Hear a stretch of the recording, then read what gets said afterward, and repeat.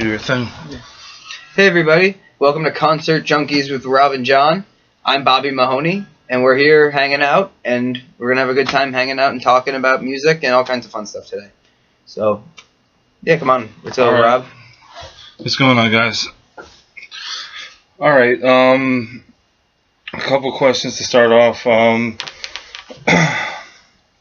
did you guys change your name? Well, from Seventh Son to Bobby Mahoney and Seventh Son? Because, well, we started as Seventh Son when I was a sophomore in high school, actually, East Brunswick High School. You know, Boo Bears. You know, I'm in Old Bridge, so, you know, I'm in hostile territory. It's not that hostile. No, it's not that hostile. It's very, very hospitable, very nice. But, yeah, so we were Seventh Son in high school, and then I was kind of doing Bobby Mahoney solo acoustic on the side, and playing in Asbury Park and stuff like that, and trying to build my name separate. And then we had our drummer leave to go to school in Georgia, and, you know, people leave and stuff like that. Yeah. And then over time, it just became like Seventh Son. Who's that? Oh, Bobby's band. Oh, so it became like, okay, well, you know, I had to kind of pull the trigger and be like, all right, we're just going to do this. And rather than make it Bobby Mahoney and something else entirely new, this way we don't have to change the Facebook page entirely. We made it Bobby Mahoney and the Seventh Son, and that's honestly why we've kept it. We originally chose Seventh Son from AC/DC's Bad Boy Boogie. There's a lyric, on the seventh day I was the seventh son, we scared the hell out of everyone. And that was kind of... That's what I thought, but I wasn't sure. Yeah, it was either that or the Judas Priest song. That's what everyone thinks. It wasn't the Jeff Bridges movie. I wouldn't have thought of that anyway. Those are the big three. But no, the AC/DC lyric is John Alba, the guy I started the band with, EB, local legend. He came up with the idea for the name Seventh Son, and I liked it because honestly, band names have always been kind of like I don't know, it doesn't matter. Like a band like a stupid name of the Foo Fighters became the biggest rock band in the world. Obviously, you know, they had help with being, you know, Dave Grohl. But yeah, exactly. But like there's the band Mom Jeans is the biggest indie rock band. One of the biggest. I actually never heard of them. They're huge, like in like the emo young kids. Like you wouldn't. No. It's okay. I can listen to it. I enjoy it. They're good, but it's like it's different. But they're called Mom Jeans, but they're huge and they're selling out 500 cap rooms and stuff like that. And like so the name never really mattered. So I never put too much stock into it. I just took it as like what would be easiest, things like that. That's not. That's pretty cool. Like I wouldn't have thought of doing it that way at all. Like I was just stuck with the name and just kept it and ran with it. Yeah, and like we kind of were, but it was like I was doing all this stuff solo acoustic, and it was like, well, we'll combine it because it's all the same songs. I was writing the songs, or at the time John and I were writing the songs. And do you still write all the songs? Or yeah, it's all you, or? Well, usually 9 times out of 10 I'll write like the main sort of seed of the song, like acoustic guitar, bare bones, chords, melodies, the lyrics, and the chorus. The main part of the song, and then I'll bring it to the band, and then we'll arrange it together. Speaking of songs, Black and Mild, is that about a certain somebody, or is it more just a general... It's kind of just a general thing. I kind of wrote it, it's kind of a composite of multiple people, multiple nights, people seeing other people's experiences. I tend to write from the point of view of like either my friends or, other people who's told me their stories. Like you have to steal. It's a storytelling. You have to kind of put yourself... I mean, I do write autobiographically at times, too, and it does come through, but... No, I know. I've listened to your entire catalog, like, I'm going to say about 5 times. Well, I appreciate that. In the past... I'm so sorry. No, I appreciate that. Thank you. Your hit now is, I Should Have Called You. Should Have Called You Up last night. Yeah. Which, check that out on Spotify and everything. Out now with Telegraph Hill Records. That was a co-write. That we co-wrote with Derek Cruz, who plays guitar for Jesse Malin and a bunch of people. See, I write that one, like, I started writing, and I brought it to Derek, and Derek and I cleaned it up, and then we went to the band, and they put their spin on it, and then we recorded it with Joe Pomacaro at Telegraph, and, it's been awesome. It came out really good. We were very proud of it.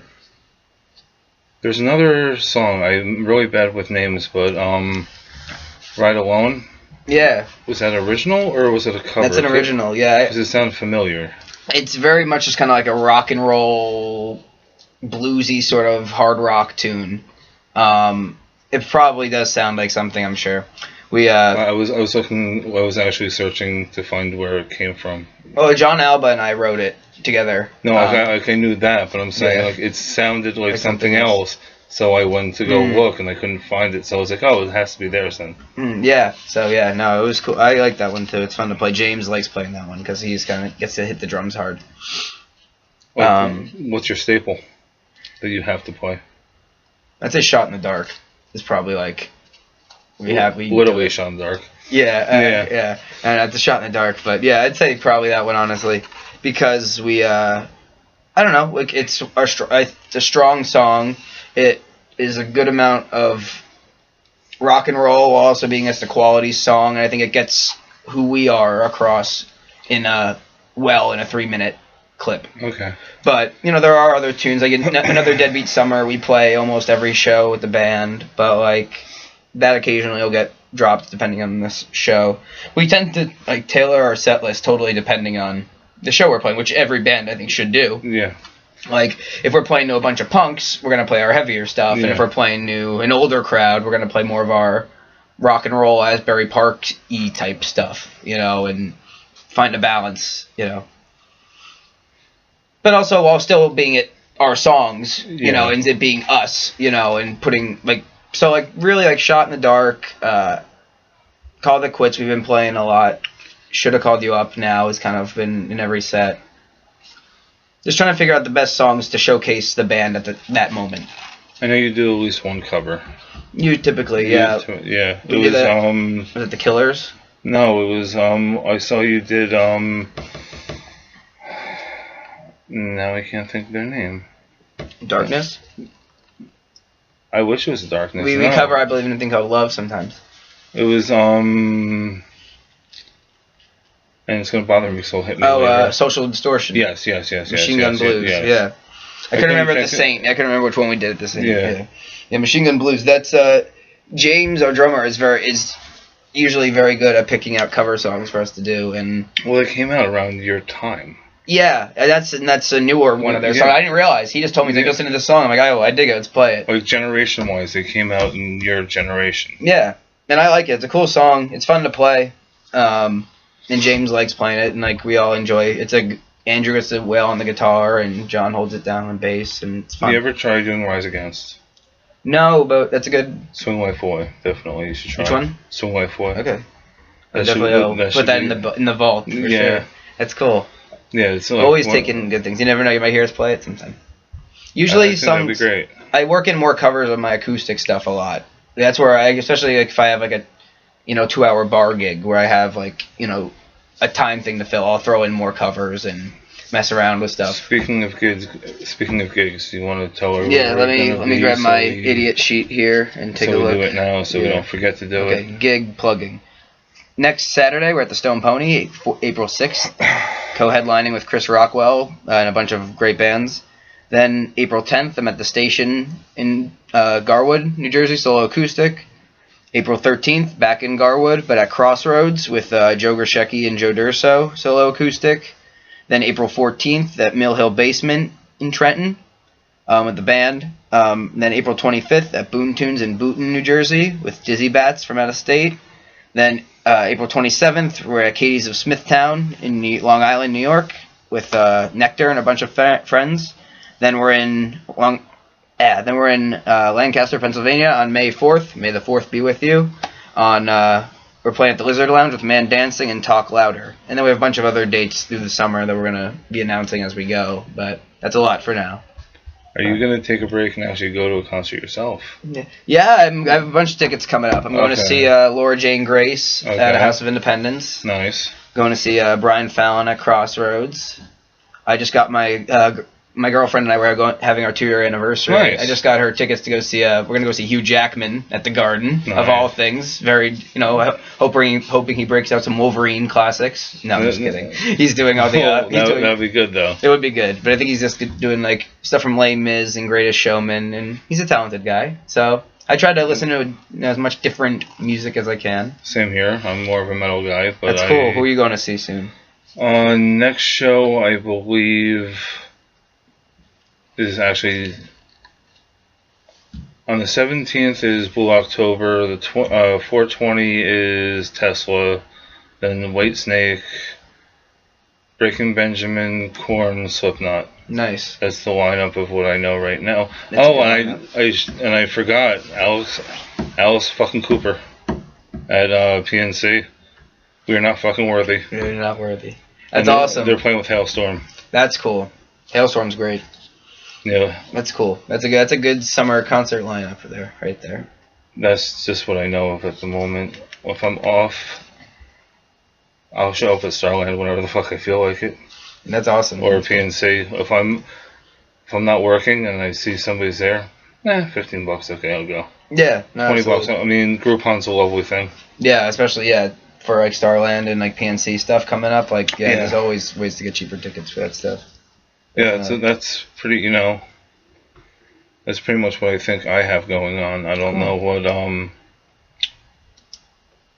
Oh, do you want to go over the onion thing you told me about, the music thing, so people won't get pissed off at you? Yeah. So he was like, "Do you really not do meet and greets?" So there's the Hard Times, which is a parody website, which is like the Onion for music stuff, which on our website we listed as parody. I didn't see that part, but like, yeah. So people don't fully read things, so there's a bit that says that there's a not meet and greet option. So for $50 you could pay to not have to meet the band.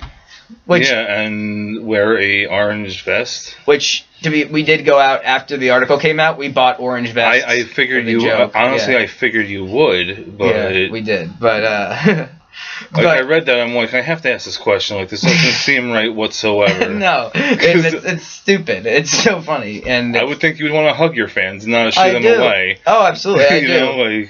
But you're not going to get anywhere with doing that. Oh, absolutely. No, I definitely would. I like meeting fans and talking to people. And anyone who is after show who would like to come and talk to us, it's absolutely free to come talk to us and meet us. This is for the advanced fan who doesn't want to hear any more of my spiels and just wants to come to the show and pay the fee to not have us bother you. Exactly. The show. And to me, it's, this way the fans still get to meet us, but the ones that don't want to hear me try to sell them another CD, we'll stay away from you. It's good. Yeah, It was a joke article, but if you would like to pay me $50 to stay away from you, I'm more than happy. You can pay me $100 and stay the hell away from me. That's great. It works. But, whatever you'd like to give me. Yeah, exactly. I'll take what I can get. Music industry is tough nowadays, so you got to take what you can get it. Yeah, I know it's hard. But yeah, they just pretty much had that article written and then dropped our name and our picture into it. Yeah, I was like, this doesn't sound right. Let me definitely ask him about this. Because I don't want anybody coming up to him and, give him a hard time or throw something at him, because... No, it'd be well deserved. No. But, yeah, no. Things are spinned all the time. It's absolutely. Not even... I'm waiting for something to be spinned about me, I'm waiting. I'm going to sit here and just laugh. Mm-hmm. But... It's funny. I didn't do this by accident, but I'm going to show you guys anyway. I had somebody over last night. I just left things out, and I walk in this morning, and we have Black and Milds and wine. If you've never heard the song, please do. Yes, I don't necessarily condone this, but it just happened to be here at the moment. Yeah. And the smell is what sort of was just the idea of the song, and part of sets the scene for the song. So, yeah. It just happened to be here at this moment. Make smart decisions, kids. Yeah, we're no booze, no cigarettes. Have a good life. Mm-hmm. Absolutely. Anywho. That is very funny, though. I do like that was there. It was just there. I was like, let's use it then. Props are always good. Absolutely. But yeah, so a bunch of gigs coming up, keeping busy. We just bought a van, so we're just trying to get out of state more and planning for summer and fall trips and trying to just get out of state. We love playing Asbury Park in New Jersey, but we're trying to play new places as much as possible. Yeah, there's a lot of I'm trying to think. Like, I've only been in Asbury. I've only been to like 2 places ever. And that was the Saint, and I was at the convention hall. Okay. Back in the day when You were able to smoke inside? Yeah, I guess that was a while ago. Yeah, a very while ago. Asbury's great. There's a lot of cool places now. Like, there's a lot of places to play. Like, you got the Pony, you got the Wonder Bar, you got the House of Independence, you got the Saint, you got, the hotel. The hotel is a big one now. The hotel's a real good one right now. The Clinch Gallery, Langosta Lounge, the Yacht Club, the Supper Club with Tim McClune's. You got the Convention Hall, you got the Paramount Theater. Catsbury is a cat shop in Asbury Park that has shows now. A bunch of art places. There's a lot of really cool places. Art, coffee shops, you name it. You know, everyone. Yeah, the beer garden. Yeah, down there it's really nice to go down. Yeah, there's so many cool places. Buddy's Hideaway is another one. Whole bunch. But yeah. Hopefully I'll be down there more this summer. You should. Just watch out for parking. Pay for parking. It's a pain in the ass. I'm Ubering. I'm not parking. Good for hey, hell yeah, they're even better. If I'm going to have one sip alcohol on Ubering. But see, that's safe. That's good. Yeah. Role model kids. That's good. But yeah, that's better off. See, I usually if I'm going down there to play usually, and I won't drive, but I will drive. That's why I won't drink. Yeah. So, but tonight I'm going to go down to the Pony and just hang out. So if I drink, my girlfriend will drive. Anything going on there tonight? Yeah, Rachel Anna Dobkins playing with Leeds. Connor Bracken, he's a Telegraph Hill guy, and then Des and the Swagmatics. There's another Telegraph Hill group. They're playing. Should be cool. I know. I think what's going on tonight. Yeah. And then I saw Natalie at the Yacht Club the other night. Yeah, she's really good. Yeah. She's always good there, yeah. Yeah. Yes, big shout out to Natalie. Yeah, Natalie Farrell. Woo! Hope you're watching. Yeah. Shout out to Lou, her fiance, playing bass for her and Levy and the Oaks, and we're playing with Levy and the Oaks also on April 6th at the Pony. Yeah, I saw that. They're on the bill too, yeah. That should be a really good time. It's going to be a good show. There's a lot of cool bands playing. Are you guys headlining, or you're... We're co-headlining. Yeah, we're playing last, but we're headlining with Chris Rockwell. Okay. He's a great local hip-hop artist, spoken word, rapper. Yeah, I wasn't sure if you were headlining or not. Yeah, we're headlining. Well, we're technically co-headlining with Chris, but... Okay, so... Call it what you want. We're playing last, and... Yeah. You're playing last, so he's main support. Pretty much, yeah. That's... And he was announced first, though, because we had a gig, the Saint gig. Okay. So we weren't able to announce it till after that. So they put his name out first, and then they're like, okay, and Bobby Mahoney's co-headlining. So they do that a lot? Like, if you have a gig somewhere else, they do it later on? Yeah, so I have dates now that I can't announce because I have shows prior, okay, down the line exactly, and there's shows now that I have to promote now. And after these gigs finish up, then I can start promoting. Then you can say something else about something else. Because you don't want to have, too many gigs announced in the same area all at once, because then less people are likely to... They'll come to one, not all. Mm-hmm, yeah. Or vice versa. Yeah, so the idea is, I want to promote the Stone Pony show as much as possible to get everyone that I can... There now. Yeah, and then after that, then we're playing Asbury on whenever date, Okay, so it's a normal roll call. Yeah. Keep it... Are you guys working on new stuff? Yeah, I'm always writing. We're playing new stuff, jamming on it right now. Probably not gonna end up releasing anything till definitely later in the year. Probably just gonna stick with doing singles still. Okay. Just because we put out 4 records so far, and 4 with the band. I've done other solo records before that and stuff, but it seems like in today's world doesn't seem much sense to put out a whole album at once if there's not not anymore, because everything's pirated and shared through friends, or I'm the only one that's still actually, I'm not saying the only one, but I buy the CD, buy the vinyl. I don't download anything, or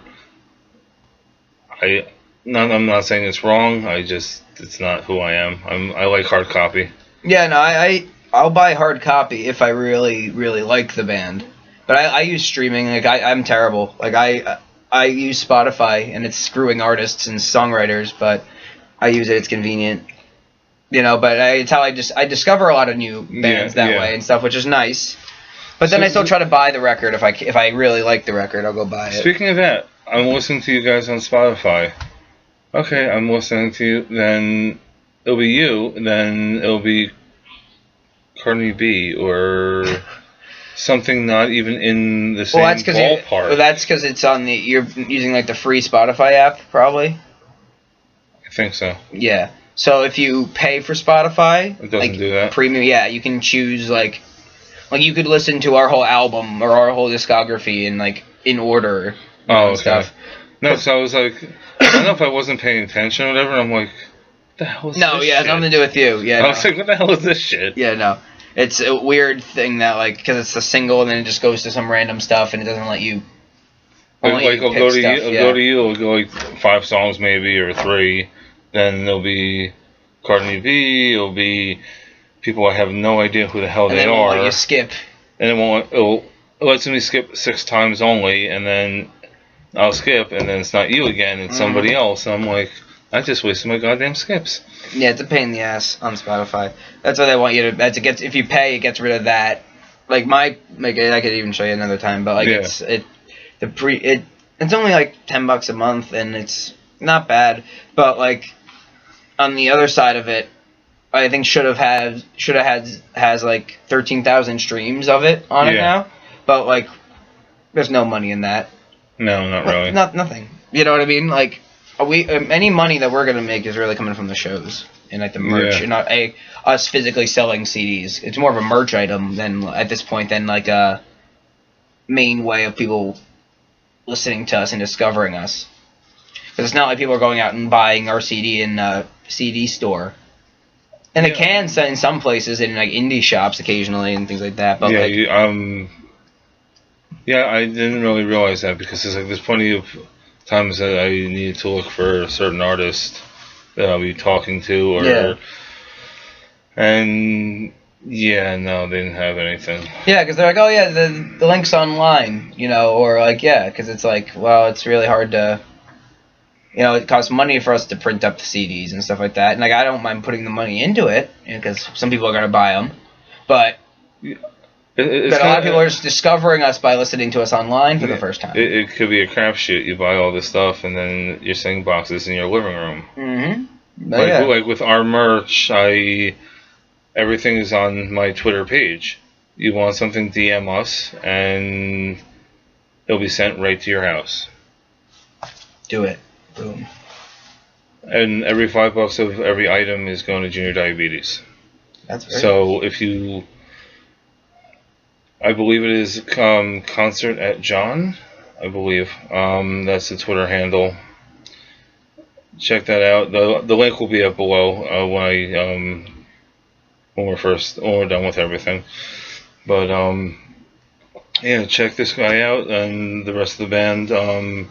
April 6th and the other dates. I'm going to wrap this up because it's getting a little bit long and I don't know how much you want me to talk anymore. So I will see you on the flip side, guys.